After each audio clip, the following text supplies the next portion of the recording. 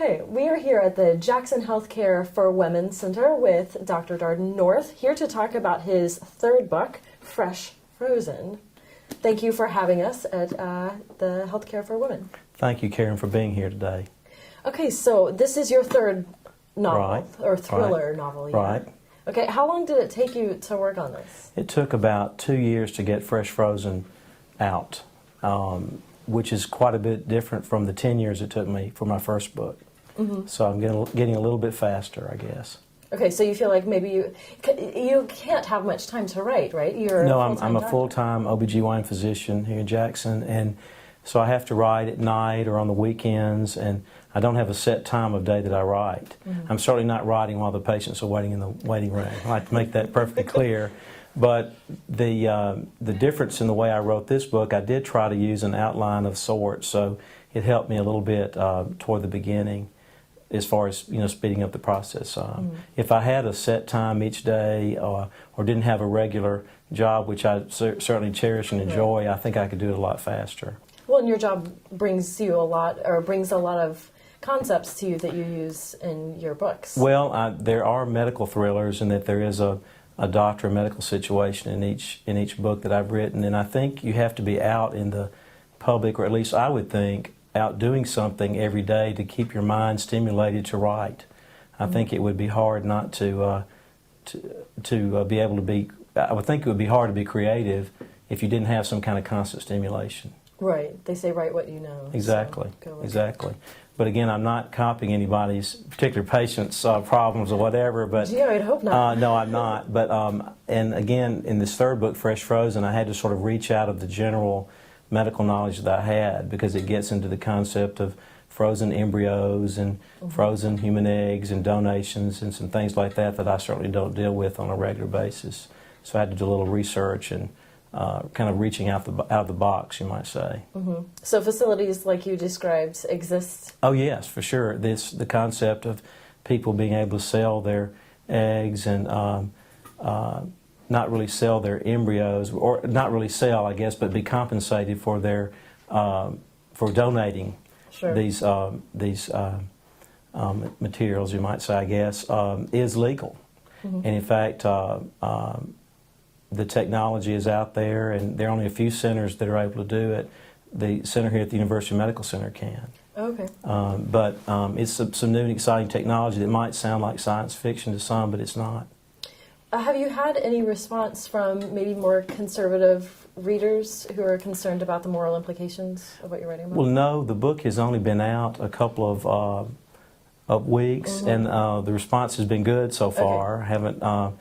I've gotten only good reviews and good comments. And again, it's fiction, so it's not a treatise on one thing. It's not a how-to book, and because it's fiction, I think it sort of throws it out there for the reader to interpret it as either good concepts or bad concepts. Mm-hmm. But the premise of people donating and being compensated for donating their embryos and eggs really sets the basis for a plot, a thriller plot, and a murder mystery. Mm-hmm. And I'm not really trying to advocate something. It's just trying to tell a really good story. Right. Yeah, well, that's true. And the narrative sort of takes place around the setting without any implications of... No, but I do think, because when an issue is very timely and maybe a little controversial, it makes a piece of contemporary fiction more interesting. At least I hope so.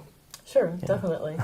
Well, so it is a murder mystery or a thriller. Right. How do you construct a story like that? Like, do you start from the beginning and work your way back? When I wrote my first book, which was House Call, came out in October of 2005 originally, I had the characters in mind first, and then basically built a plot around them. And I thought a murder in the book would probably be very appealing. And I have had some readers that come to book signings that say they don't read a book unless somebody dies in it. Oh. So, a fiction book, that is, a piece of fiction. But I thought that,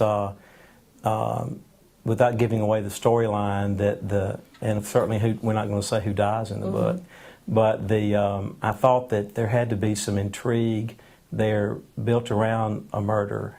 And in this particular book, who actually was responsible for it, I think will be a total surprise to the reader. Right. Hmm. I would agree. Definitely. Okay. And that's all we'll say about that. Okay. Well, have you found that you've changed particular plot points through your experiences outside of writing the book? My earlier books did. I think in House Call I had a completely different culprit involved and sort of changed that. But in Fresh Frozen, I had the thought of the movie star coming from Hollywood to use the facility, which is set in Canton, Mississippi, to get infertility treatment through frozen eggs and embryos. And in my mind, it was sort of fun to create that celebrity, and the reader might want to guess who that is or who that might be a mix of. But I knew she had to be involved in it very closely. Mm-hmm. And then whether she's the one who's murdered or does the murdering, we'll have to let the reader find out about that. But once I decided to place the victim of the murder and where he or she was going to be murdered, I'm trying to be very careful not to give away anything. It was I did have an idea of who would do it, and my goal was to make that person so surprising to the reader that they would be shocked. But then once they realized who did it, it would all begin to make sense to them. Right. Mm-hmm. Sort of slap your forehead and exactly. go back and see exactly. what you should have paid attention exactly. to the first time. And I'm sort of proud of the fact that in all of my 3 books, Points of Origin being the second one, which is not really a murder mystery but is a mystery and suspense thriller, that I've never had anyone tell me they guessed the right ending. Oh, okay. So hopefully we can keep that tradition up. Excellent. So was writing always in the back of your mind while you were... I have talked about writing a book for years, and my wife had encouraged me to do so, and basically I was sort of fascinated by a lot of the contemporary Mississippi writers that we have. Mm-hmm. Lemuria Bookstore here always has everybody come through for a book signing, so there was plenty of an opportunity to go and meet these authors. And I would read them. I started collecting the first editions. I sort of decided that I think I could do this too, and began to, whether I was sort of talking myself into it or not, I would think that maybe I had already thought of some of the plots that some of the really popular writers were coming out with, particularly if they had medical connotations. Right. Basically, I said, I think I could do that.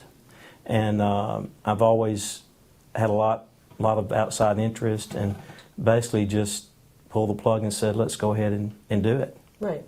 Well, good. And so far, so good. All right. Well, so this one just came out a couple of weeks ago, but right. do you have anything in mind you want to work on next? I have a couple of ideas for the 4th novel. I don't know that I'll be able to get it out in a year. What's really neat is you have readers out there that tell you, well, you're not writing fast enough, or they say that's what we get hooked on an author and they don't put the books out fast enough. But folks, it takes some time, and particularly if you have another job going on. So if I'm able to get a book out every couple of years, that's probably pretty good. My wife has said, and I hope she's joking, that she wants me to wait longer than that, because it does take quite a bit of time. Mm-hmm. But I like to think I'm not neglecting anything else out there. So, and I'm keeping my medical practice full time too. Sure. In the whole process. Eh? It is, but what's nice about this facility here, we have several doctors, and they're all very, very qualified, and we all have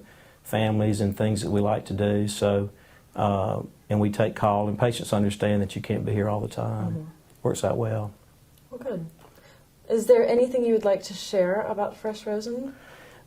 The book was a little bit different for me because I set it in a true town. It's set in Canton and Jackson, which I think is kind of neat, and I was able to write about locations that are real and maybe make them a little fictionalized, but that was sort of neat. And I used, I think, a little bit tighter writing style than I've used before. I enjoyed doing a little retro action back to the 80s, and had to go back and do a little research because it mentioned some television shows and had to get all that right. The characters are really so vivid that I know one of my readers who granted did read the book about 3 times in the process, said that she really felt like she knew them and was really sorry when she was finished reading because she was so attached to them. Mm-hmm. So that's something I try to do that may be a little bit different from some of the other very talented writers of thrillers out there. And again, we use the word medical thriller, but it is a suspense novel. There is a murder. It has some medical issues, but it's really, to me, more than that. It is based in the South, and we have a lot of quirky, interesting folks down here. And that makes it unique because I sort of really put those character types to work. Well, thank you very much for meeting with us, Fresh Frozen, on the shelves now by Dr. Darden North. Thank you very much. Thank you, and Karen. Good luck. Well, thank you very much. All right.